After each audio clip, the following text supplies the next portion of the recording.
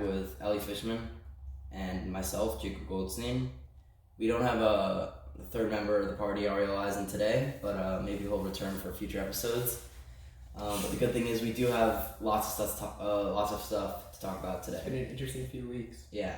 So first thing we have today is Overwatch 2. Blizzard at BlizzCon recently announced the sequel to their very famous game, Overwatch. Yeah, so it was actually very exciting.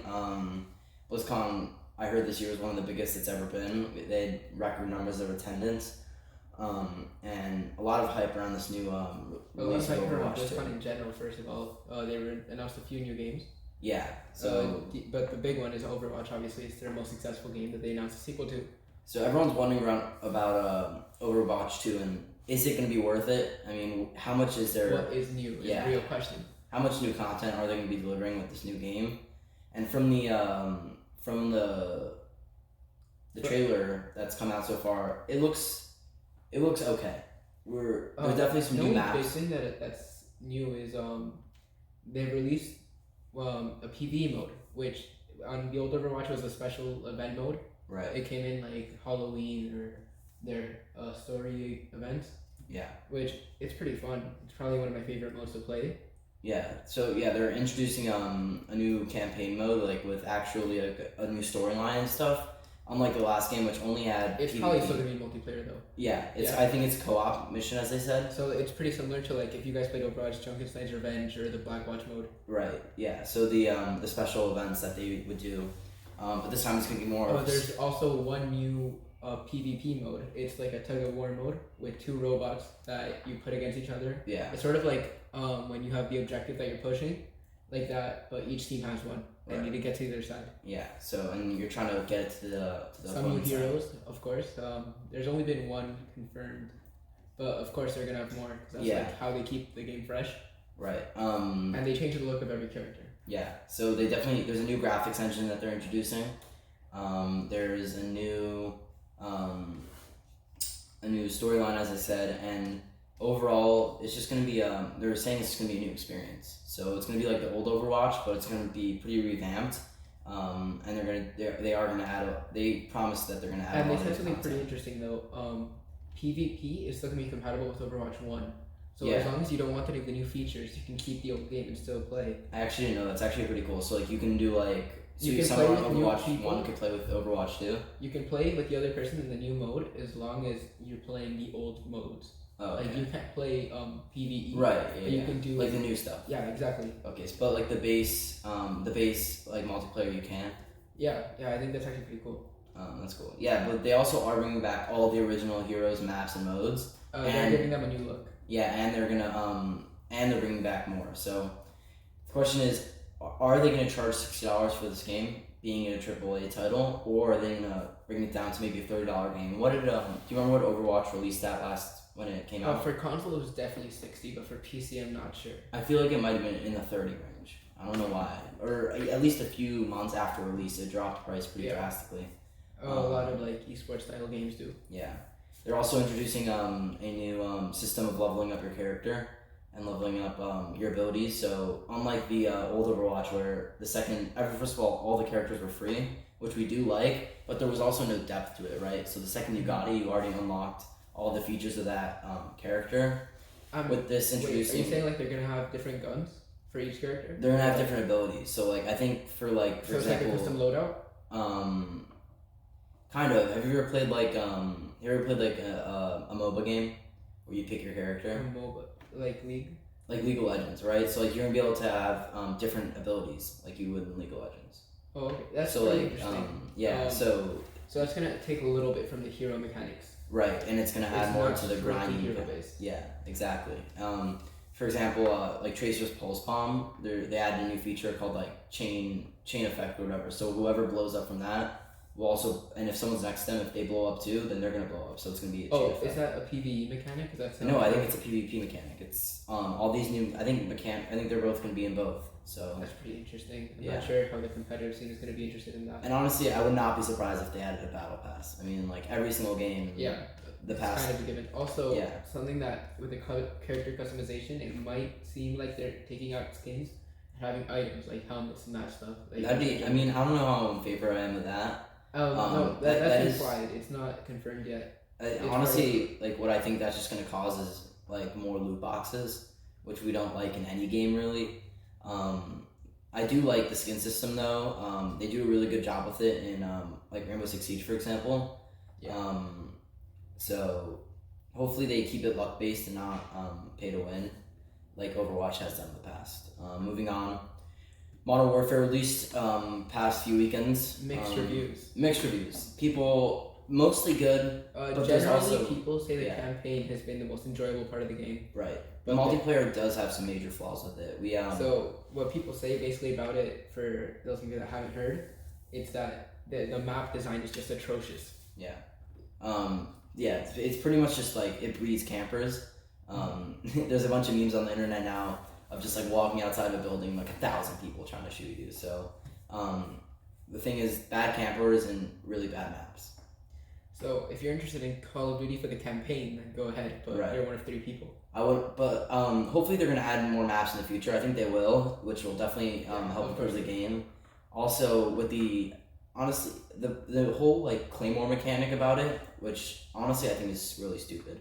Like the fact that they have that in any game, like they require 0 skill. You just put them down and you can camp in a building for who knows how long. So honestly, like I really would not be mad if they just eliminated claymores from the game. I think that could actually solve the problem. And Of course they're gonna tweak it. It's their major release for the year. They're definitely gonna try to make it better. yeah, we can expect new updates over the next few months. Hopefully, it would improve the game. I mean, they did not have a great launch with the whole crashing and everything. Yeah. The first 3 weeks, you could not. I mean, the first 3 days, you could not play the game. Yeah. So, if you're interested in Call of Duty campaign, go ahead. But yeah. Otherwise, I'd wait on it just to see how it develops. we have some Apple news. Yeah. AirPods Pro. It's a pretty exciting release, but at the same time, not really. You know what I mean? Everyone was It's kind of AirPods, anticipating yeah. the new AirPods, but is anyone like? Are a lot of people really gonna buy I it? feel like these are what AirPods 2 should have been. Right. This is what, yeah, the whole release with the new, just the charging case, that's so stupid. If they released this like that and just gave it like a $50 or a $25 price bump, I think it'd be really worth it, and I definitely look into buying them. Now that they're out and they're already, they spent like the AirPod 2 release on the stupid thing that they already did. Alright, so what's different? Right. They have the silicone ear tips, so they're more like these, which makes them probably more comfortable for a lot of people. They're adjustable now, and that leads to better sound quality too, which is something a lot of other brands have been doing for a long time that for some reason Apple just didn't do. I mean, I guess they were trying to like step it up with the design, but they're not really. I guess that's a good idea, but It's definitely better for sound quality. I definitely over, like I personally put sound quality over prosthetics any day of the week. And I think that they're doing a good job with this, but at the price point, it's just not worth it. Of course. Also, funny about that, the design, people were just getting like used to the weird way the AirPods looked, right? The original AirPods. Now suddenly these things are here, and now they're another object to make fun of. Yeah, the $250 price tag. When AirPods 1 first released, they were being made fun of all the time. Yeah, and now these are being made fun of again. I mean, Apple just keeps being able to do it. I mean, I don't know how. Of course they're gonna sell. Yeah, I mean, I don't know how well these are gonna sell. Honestly, I have my doubts because at the $250 price point, it's really hard to justify. Apple products. And anyone who's a pro at anything is not buying AirPods. They're not buying things. Their audio monitoring, any of their audio needs. So really, I don't really know. Someone who's really into truly wireless AirPods and for some reason is into some high price point on these would buy the Sennheisers. Yeah, exactly. Or the Galaxy Buds, which are $150 cheaper and have all the same features. They're also calling it deep software integration. I don't really know what that means because it's almost sounds like the same thing as the W1 chip originally was. Yeah, it sounds like some stupid marketing thing that they're trying to noise push. Cancellation. Yeah, I see that. The silicone tip definitely makes that better. Their active noise cancellation is a great addition to their thing, but honestly, I don't know again if it's worth it.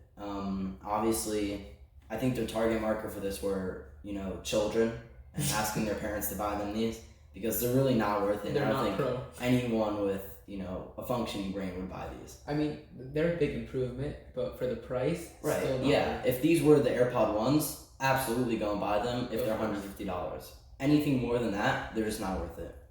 Especially now that there's so many options in that space. Like originally when AirPods 1 released, there wasn't that many. They were one of the only pairs of truly wireless headphones, which did make them unique, and that's why they sold so well. They were like Apple's. Now everybody has a stake. They have Sony, Samsung, everyone's in there. Microsoft just released them. Microsoft, the computer company. Yeah, I mean it's like the battle pass. You know, everyone has one.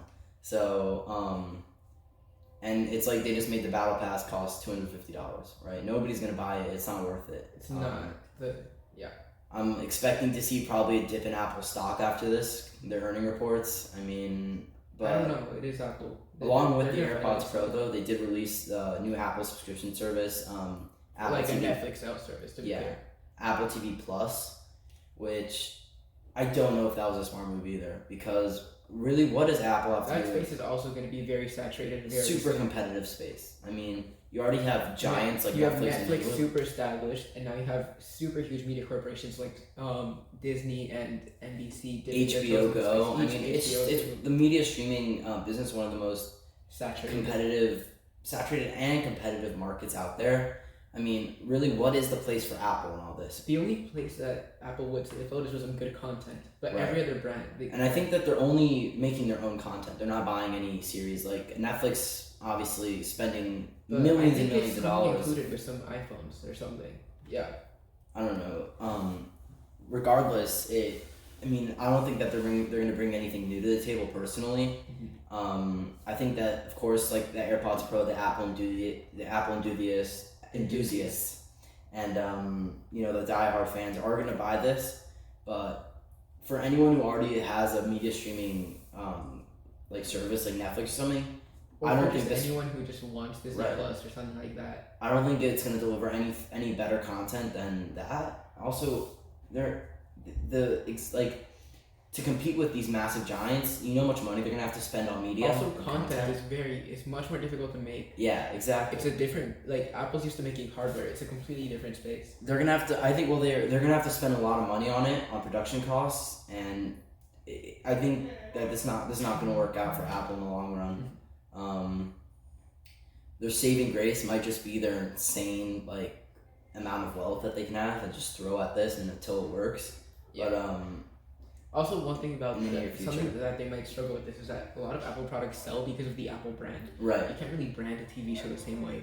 Exactly. And nobody's going to identify TV show as an Apple TV show the same way you... First of all, I think that Netflix does a great job at this, actually, in their Netflix originals. Mm-hmm. And they're really smart to move away from outside content and start making their media and their content with themselves and Netflix originals.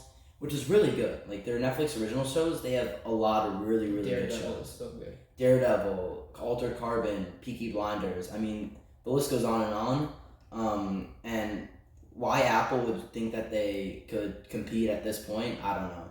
But I guess we'll just have to see how it turns out. Moving on. Google has bought Fitbit, which is pretty big news for the smartwatch. Massive acquisition by Google Fitbit.